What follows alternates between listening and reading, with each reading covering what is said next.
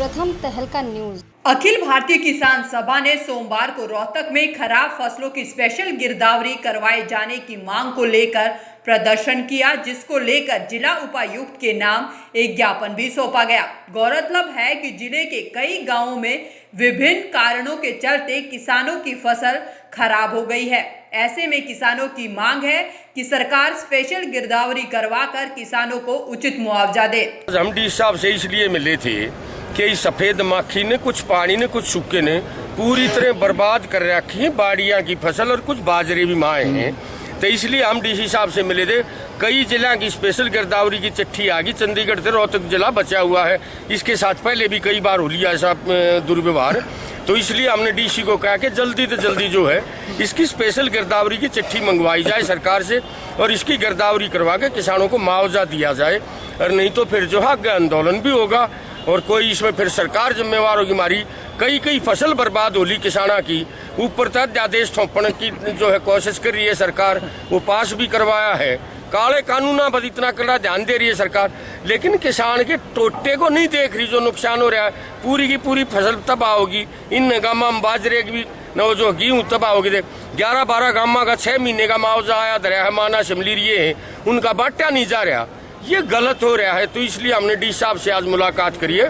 Positive रुख था DC साहब का, उसने कहा सारे कामा के ऊपर में ध्यान कर आपके कामा का हल करवाऊंगा। वहीं उपायुक्त कैप्टन मनोज कुमार ने किसानों को उचित कार्रवाई करने का भी आश्वासन दिलाया। किसानों की डिमांड ये थी कि उनका कुछ एक तो पिछली फसल का मुआवजा कुछ लोगों का बच गया था, वो दिया जाए।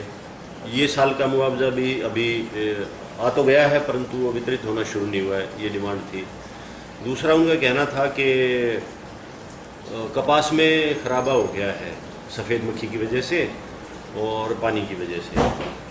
पानी हम निरंतर निकलवा रहे हैं, ज़्यादातर पानी निकल भी गया है। कहीं कहीं जहाँ ज़्यादा ताल झील डिप्रेशन है, कोई रास्ता नहीं है, वहाँ शायद कोई थोड़ा बहुत बचा है।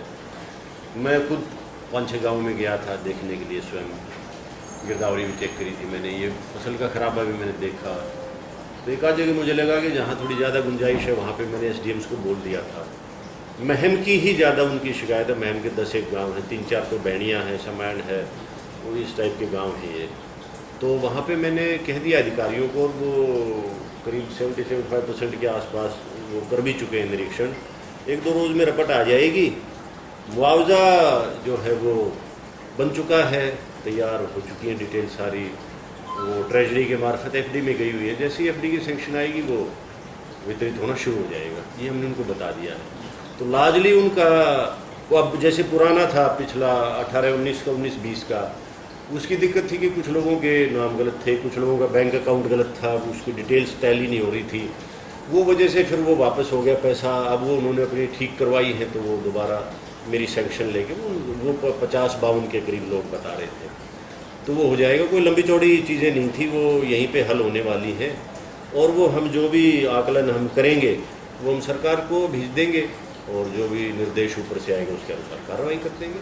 किसानों को आश्वासन तो कई मिलते हैं, लेकिन अब देखना होगा कि डीसी साहब द्वारा दिया गया आश्वासन कब पूरा होता है और किसानों को कब उनका हक मिल पाता है। प्रथम तहलका के लिए रोहतक से रिंकू परमार की रिपोर्ट।